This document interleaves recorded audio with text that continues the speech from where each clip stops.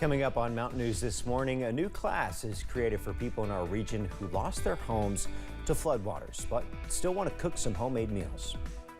And officials with FEMA urge people affected by flooding in our region to apply for assistance as the deadline to do so approaches. Dedicated to Eastern and Southern Kentucky, this is WYMT Mountain News This Morning. Good morning, I'm Keaton Hall. The time is 6 a.m. Good morning, Brandon. Good morning to you. Happy 6 a.m. That's exactly right. It was a little, I think the director was a little caught off guard. I know, I wanted to switch it up a little bit, throw it over to you a little quicker. Keeping him on his toes in there. Yeah. That's right. But good morning to you. Good morning to the folks watching.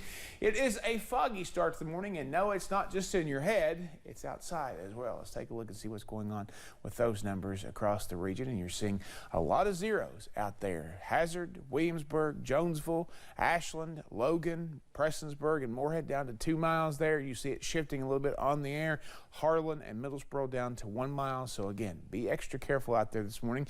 UVA-wise, not looking too bad. It is 52 over there, one of our cooler spots this morning. Dew point still in the 50s.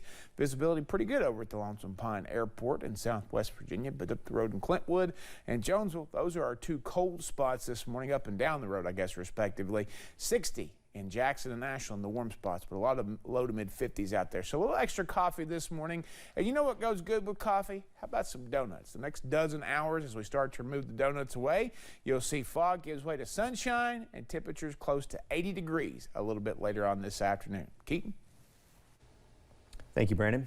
It's been about a month and a half since historic flooding struck our region, and recently the death toll increased to 40 people. The death comes as cleanup continues in Pike County. Marley Pinchak has more. For Leah Ray, the trip to and from her home isn't like it used to be. I'm praying to get my bridge back in.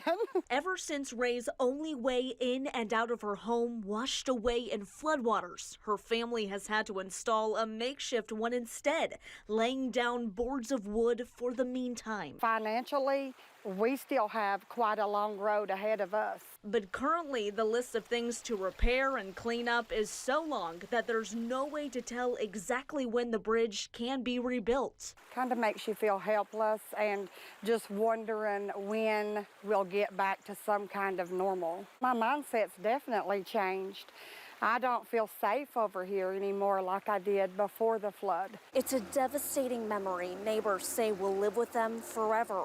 Governor Andy Beshear announcing the death toll has risen to 40, with one person from Pike County losing their life in the cleanup efforts. A death happening so close to home for neighbors like Ray, who says she knows firsthand how much of a toll these cleanup efforts can take on families. Just that we thank God that we made it out safe. We can rebuild all of this.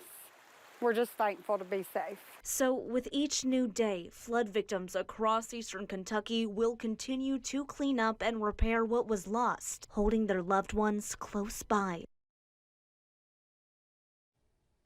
In Floyd County, Sherry and Jerry Hunter have lived in their carport for the last month and a half, but are now watching their home go through repairs.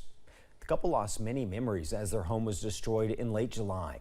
They salvaged what they could, not knowing they would be living in their carport, protected only by its metal frame and added plastic sheeting.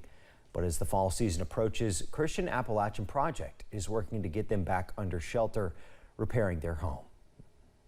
It's their blessing to you. Yeah, we don't know what we would do without them. No. They've helped us so much with everything. The work is expected to take a little more than 1 week, with hopes to have the Hunters back home by October. Kicking at home after a disaster is not easy, especially for many of the people in our region now living in campers. Lori Adams with the Knott County Extension Office is sharing creative ways to cook during a disaster. WYMT's Olivia Calfee has more. Some people living in camper communities around eastern Kentucky are learning creative ways to cook after a disaster. Lori Adams with the Knott County Extension Office is teaching cooking classes to help people stay healthy during this time. They don't have the best kind of circumstances to cook in, and so I wanted to focus on food safety and being able to cook a good dinner still for their family. Adams hosted her first creative cooking class on Wednesday. She taught the proper way to pack a cooler, understanding some families have minimal refrigeration. And she shared a quick, healthy recipe. We are going to get to actually make a salsa that has cucumber, beans, corn in it. And it's every time I've ever made it, the kids love it. So I'm really excited to share it with them. It's something that is really good cold and chilled. She says it's important to keep cold foods cold, hot foods hot, and always have a sanitized cooking space. Because if food is not handled properly, you can get sick. In Knott County, Olivia Calfee, WYMT Mountain News. The next creative cooking in a disaster class will be held today at Carford Campground. Anyone is welcome. The class begins at 1 p.m. If you've still not applied for FEMA assistance, the registration for aid closes in just less than 2 weeks. September 28th is the final day to apply for aid from FEMA. FEMA official Nate Custer says officials are trying to reach as many people as possible to help with funding. He says even though the application for aid closes on the 28th, they won't be going anywhere until everyone who has applied receives help. We're here for the long run. We're not here until just 2 weeks from now, and all of a sudden we're going to pull up and leave the day that registration ends. And we've got all these cases to follow through on. It's a very complex, involved recovery. It's going to go on for many months. If you've registered for FEMA assistance already and are still waiting for a response or need extra information, you can call FEMA using the number you see right there on your screen. Kentucky Congressman Hal Rogers is being recognized as the House's longest-serving member. WYMT Washington News Bureau's David Aday was in the room as Rogers was recognized by his colleagues. Congressman Hal Rogers is now the longest-serving House member. I spoke with Rogers after he is honored as the Dean of the House. Handshakes, congratulations, and kind words from both sides of the aisle at a Wednesday evening event for Hal Rogers. God has put him in the place he was meant to be. He has a servant's heart. The people of his congressional district have said, Hal, you're doing the job we want done, and we're going to send you back. That's how you get to be the dean. What does it mean to have leaders from both parties honor your work and your tenure here? Well, number one, I was flabbergasted that they did. Late Congressman Don Young from Alaska was the Dean of the House until his sudden passing this March. Young was known on Capitol Hill for the dozens of taxidermied animals that hung in his office.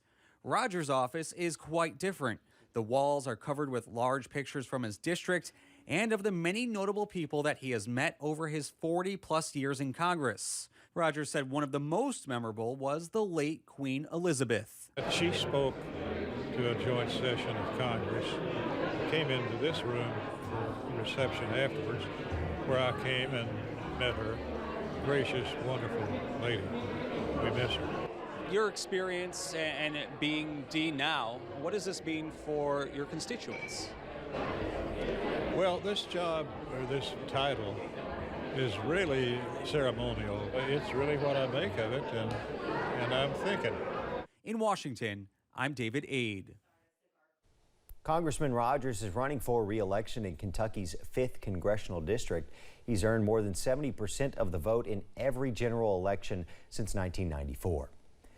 On Wednesday, Governor Andy Beshear and First Lady Brittany Beshear got the updated COVID-19 vaccine. The bivalent booster, as it's called, is the first updated COVID-19 booster recommended by the CDC.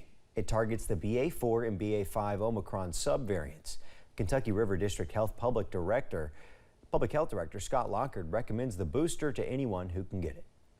So this is an improved vaccine, and it's recommended that everyone who is eligible to receive the vaccine get this new bivalent booster.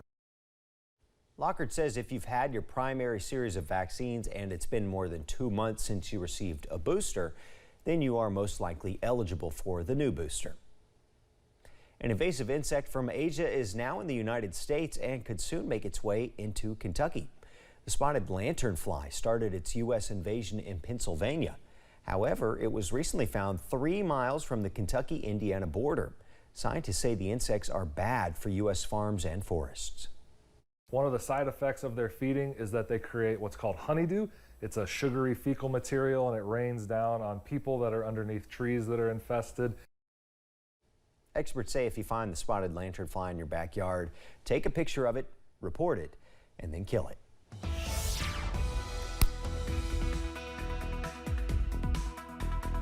.610 here on this Thursday morning, Friday Eve. We're almost to the weekend. Black Gold Festival starting today, Friday night football tomorrow night, but this morning it is more of the same. Fog. Visibility numbers this morning, dense fog at that. So again, be extra careful. As I've said all week, I'm starting to feel like a broken record, but in a good way, because again, fog in the morning, sunshine in the afternoon, comfortable temperatures. We'll take that all day, every day. Mountain Parkway near Slade this morning on the Wolf-Powell County line. A little warmer up that way, 55. And we see clearer conditions. We've got 60 in Jackson and Ashland, 55 also Somerset, London, Manchester, and 55 in Prestonsburg. It is 50 in Clintwood and 50 in Jonesville this morning. Those are our cool spots this morning. 54, give or take a degree or two, then 70 by 11 o'clock, and by 4 o'clock this afternoon, right around 80, which is our forecast high for today. Lots of sunshine in between. Keaton? Thanks, Brandon. Coming up, mourners in the UK continue to line up to pay their respects to Queen Elizabeth II ahead of her funeral.